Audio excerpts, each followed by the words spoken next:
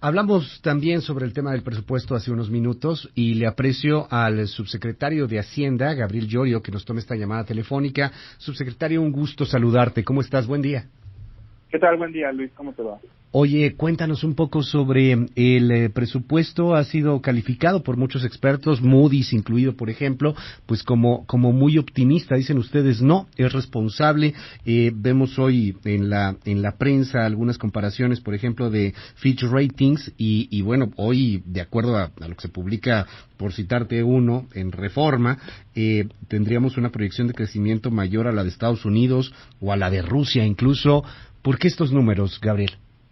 No, yo creo que el primer elemento que hay que explicar es que hay un efecto estadístico le llamamos usualmente de base de comparación, una caída como la que estamos estimando en este año de la actividad económica por la pandemia COVID de cerca del 8%, genera, digamos, una contracción del valor nominal de la economía.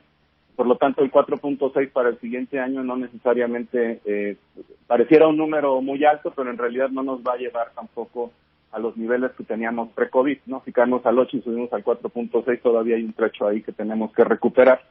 El segundo elemento yo diría también es con una crisis como la que estamos viendo en términos de salud y luego el confinamiento que te provoca un cierre de actividades económicas, la información va evolucionando de manera muy rápida.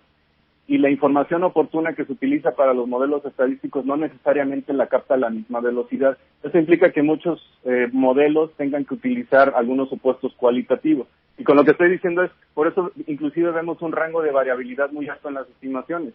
Hay otras casas de bolsa, como JP Morgan, que tiene 5.5% para el siguiente año.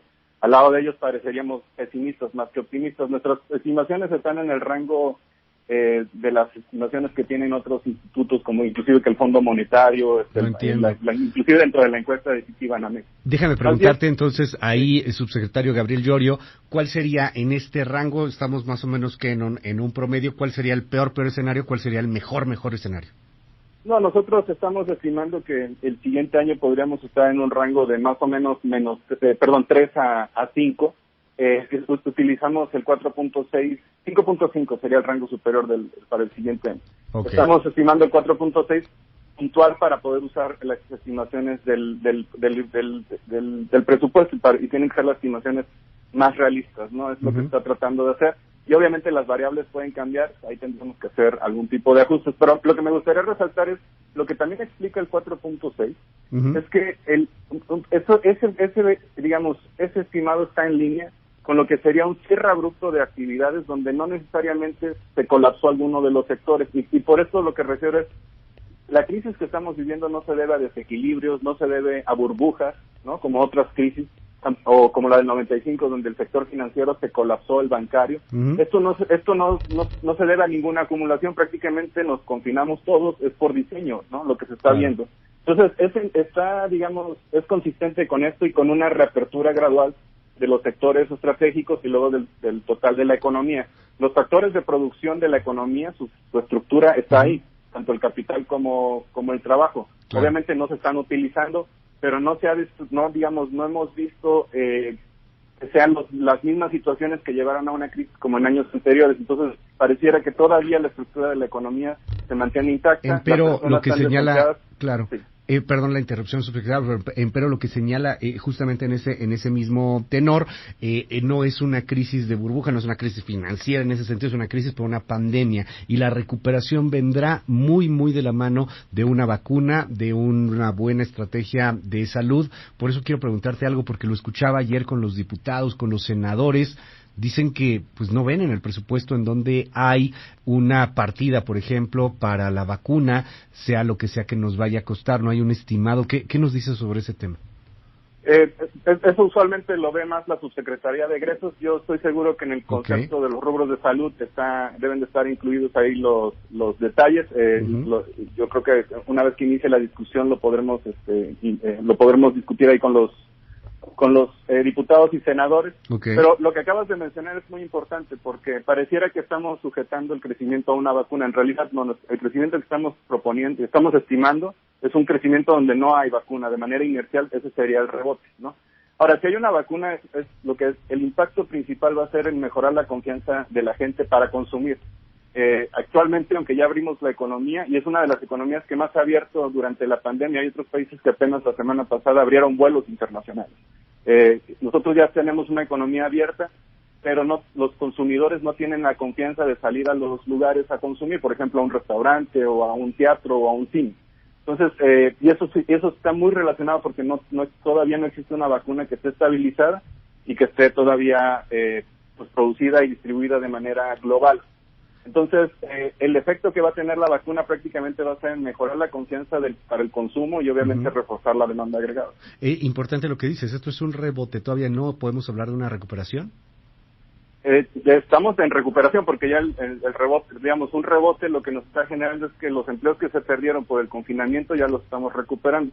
Nosotros tenemos información de alta frecuencia diario, vamos observando cómo se van saliendo, por ejemplo, de los registros de empleo y cómo van regresando. Actualmente ya estamos viendo recuperación muy pronunciada en el sector de construcción y lo podemos ver, de hecho, en la Ciudad de México ya hay bastantes obras en implementación.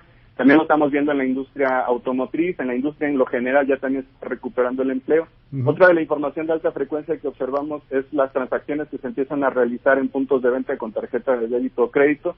Ya empiezan a recuperar los niveles pre-COVID, quiere decir que ya la gente empezó a consumir en los lugares donde usualmente consumía y que durante la pandemia pues no podían salir para hacerlo, ¿no? Inclusive la movilidad se está incrementando considerablemente y estamos ya llegando a los niveles pre-COVID. Entonces, para responder tu pregunta, sí ya estamos en una recuperación, muchas de nuestras variables económicas ya están mostrando signos positivos, se tocó piso a finales de mayo, junio, pero obviamente todavía va a haber un trecho para recuperar los niveles previos al COVID. Y dime algo, subsecretario Gabriel Llorio, ¿por qué tanto dinero en un momento de tanta crisis al Tren Maya, al aeropuerto de Santa Lucía, a la refinería de Dos Bocas? Ha sido muy cuestionado también. Apoyaron obras tan emblemáticas que también son muy controvertidas en materia económica, más allá del asunto político. Bueno, los proyectos, los proyectos emblemáticos no son emblemáticos nada más porque sí, se identificaron en el sur del país precisamente primero por un reto de desarrollo, es una de las regiones que están más rezagadas con respecto al resto del país. Esto obviamente fue una definición de política antes del COVID. Cuando viene una crisis como esta, lo primero que tratamos de evitar fue tomar medidas procíclicas, y con esto quiero decir, como en crisis anteriores como la del 95-2009, que se tuvieron que subir los impuestos. El más claro fue el IVA. En el 95 subió del 10 al 15, en el 2009 subió del 15 al 16. En esta ocasión tratamos de no tomar estas medidas procíclicas por el lado del ingreso, y eso obviamente nos generó ahí una presión. Por el lado del gasto, la medida procíclica habría sido contraer el gasto, y eso habría tenido un mayor impacto en la economía. En el 2021 todavía tenemos los retos tanto de salud como de recuperación económica. Por lo tanto, estamos poniendo los recursos en los proyectos que ya están en implementación. Más bien, ya tienen gente empleada, están gastando en equipamiento y sobre todo en una de las zonas más rezagadas del país. Entonces, fortalecer el gasto en infraestructura, de hecho, es una medida contracíclica y por eso se está focalizando, tratando de poner lo más que se pueda dentro del margen fiscal en los proyectos que ya están en implementación. Finalmente, subsecretario, me llamó mucho la atención lo que el día de ayer mencionaba el subgobernador del Banco de México, Jonathan Heath, en torno al tema de Pemex, porque nuestra economía de alguna u otra manera sigue muy vinculada a Pemex, sigue muy vinculado también a los grados de inversión que pueda llegar a tener la petrolera y a las complicaciones que hay. Solo quisiera que retomáramos lo que dijo Jonathan Heath ayer. Escuchemos. Sin lugar a dudas, Pemex es el mayor dolor de cabeza de este gobierno. Pero creo que parte del problema es que el gobierno no lo ve como dolor de cabeza, sino más bien lo ve como una promesa, como de motor de crecimiento en el futuro, lo cual es prácticamente imposible. Entonces yo creo que eso es algo que el gobierno se tiene que dar cuenta, tarde o temprano, y tiene que buscar un arreglo definitorio, estructural, permanente al problema de Pemex. Si no, este dolor de cabeza, que ahorita es un dolor de cabeza enorme, pronto va a pasar a ser una migraña, pues posiblemente después va a ser un cáncer incurable. ¿Qué opinión te merece, subsecretario Gabriel Llorio? Puede convertirse en un grave problema, dice Jonathan Heath. No, yo creo que Pemex de manera histórica ha sido uno de los grandes financiadores y fuentes de ingreso del gobierno. Hace todavía un par de décadas las finanzas públicas estaban petrolizadas. Esto ha disminuido con el tiempo, pero aún así parte de nuestro presupuesto depende mucho de los ingresos petroleros. De hecho, durante este año, cuando el precio del petróleo cayó a cero, lo primero que se impactó, obviamente, no solamente los ingresos de Pemex, sino del gobierno federal. A lo que voy es, Pemex sigue siendo una empresa rentable. Es una empresa que extrae a $14 y lo vende el barril de petróleo entre 39 y 40 a como está la cotización el día de hoy. Pero hay dos grandes problemas estructurales, como bien menciona el subgobernador. Uno tiene una alta carga fiscal, el famoso derecho de utilidad compartida que el gobierno federal tradicionalmente le ha cobrado a Pemex, y de ahí es de donde provienen los recursos y el nivel de endeudamiento que le dan a la empresa. Si nosotros comparamos a la empresa sin estas dos cargas, la carga fiscal que ni siquiera está alineada con el resto de la carga fiscal que se le cobra a las empresas en México, el EBITDA de la empresa es positivo y es comparable a otros pares en la región, inclusive empresas petroleras privadas. Entonces, resolver este problema de manera estructural no se puede hacer de un año a otro por la dependencia que todavía, aunque sea menos, de los ingresos petroleros. Y por eso hemos venido reduciendo la carga impositiva. El derecho de utilidad compartida se redujo de 64 a 58 el año pasado, y a 58 este año y 54 el siguiente año. Yeah. Entonces hay que abordar el tema no podemos abordar el tema de la reducción de la carga fiscal sobre la empresa si nosotros tampoco generamos una mayor recaudación o incrementamos nuestra recaudación en términos de PIB. México es uno de los países que menos recauda en términos de PIB, y eso genera esta dependencia, y por eso estamos tan intrínsecamente ligados al desempeño de la empresa. Pero la empresa es financieramente viable, y hay que resolver estos dos problemas estructurales. Vamos a tener que irlo haciendo de manera gradual para que la empresa se empiece a quitar esta carga y entonces pueda estabilizar. Subsecretario Gabriel Llorio, te aprecio mucho estos minutos aquí en MBS Noticias y estamos a la hora, si nos permites.